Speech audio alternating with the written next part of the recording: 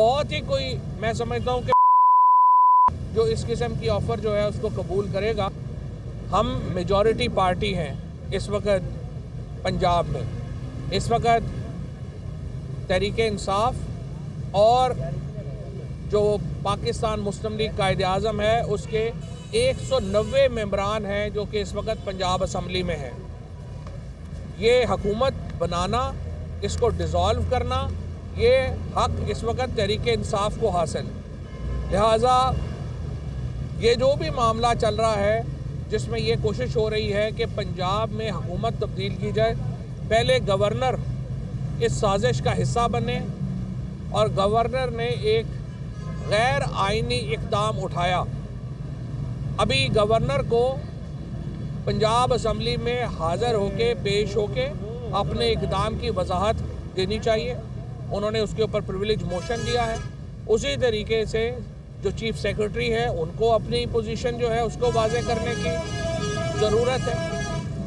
और पंजाब में जो हॉर्स ट्रेडिंग का खेल खेला गया, हम अब स्पीकर पंजाब असम्बली को ये कहने जा रहे हैं कि आसफ जरदारी, नासिर अली शाह और शर्जील मेमन के दौरे पंजाब की जो तफसीलात हैं वो इलेक्शन कमीशन से शेयर की जाए।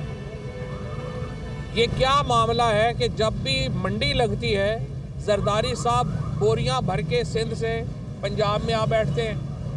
आपने देखा कि बेनज़ीर भुट्टो शहीद की बरसी के ऊपर जो इन्होंने प्राइवेट जहाज़ बुक किए और उसके अंदर पूरी लीडरशिप पार्टी करती हुई गड़ी खुदा बख्श। इसी तरह का एटीट्यूड इनका पाकिस्तान के लोगों के बारे में है।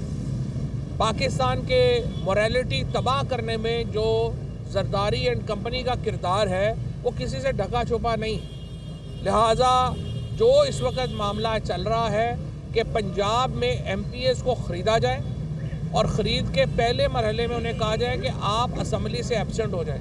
किसी को कहा जा रहा है कि आप दुबई भेज देते हैं, किसी को कहा जा रहा है कि आपको उम्रे के लिए भेज देते हैं, किसी को कहा जा रहा है कि आपको लंदन अमेरिका भेज देते हैं और साथ आपका सारा जो मामलात हैं वो भी हम टेक केयर करेंगे। बहुत ही कोई मैं समझता हूँ कि बेगैरत ही होगा जो इस किस्म की ऑफ़र जो है उसको कबूल करेगा।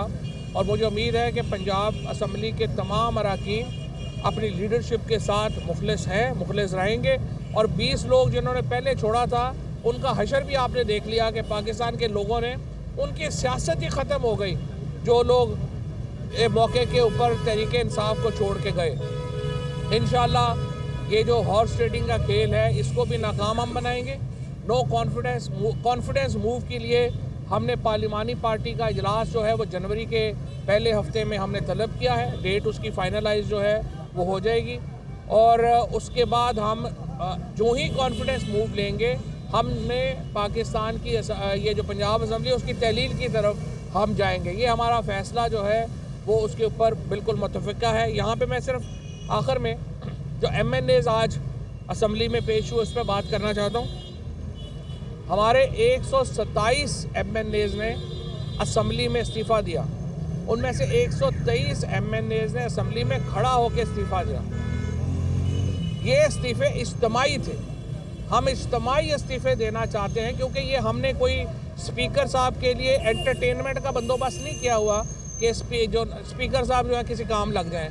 मेरा बड़ा एहतराम है राजा परवेज़ अशरफ साहब के लिए, आज उन्होंने गिला भी किया है। लेकिन बात यह है कि स्पीकर के ओहदे के तकाजे आपने वो 11 लोग जिनके इस्तीफ़े आपने मंजूर किए, क्या आपने उनको बुलाया था? आपने उनको नहीं बुलाया था। क्या आपने उन इस्तीफ़ों की तस्दीक के लिए उनसे रब्ता किया था? आपने नहीं किया था। आपने उन 11 लोगों के इस्तीफ़े इसलिए कबूल किए जो बाद में सामने भी आ गया कि वो आप समझते थे कि ये लोग उन सीटों से जीते हैं जहाँ तहरीक इंसाफ कमज़ोर है और आपका ख्याल था आप जीत जाएंगे। आप बुरी तरह हार गए। उसके बाद आपके सामने ये सारे इस्तीफ़े इज्तिमाई सब ने खड़ा होकर जावेद हाशमी केस वाज़े है असम्बली में खड़ा होकर कह दिया आपने आपके इस्तीफ़े मान लिए जाए। आज जो आपने अखबारों में जो है अपने मनपसंद मीडिया के ज़रिए कहा कि 4 लोग जो हैं जी वो मुझे ये कह गए हैं, 4 ये 6, आप उनके नाम दें। 3 नाम जो आपने आज ये जो मीडिया में लीक कराए गए और मैं ये समझता हूँ कि वो उसको चैनल को सू भी करने जा रहे हैं।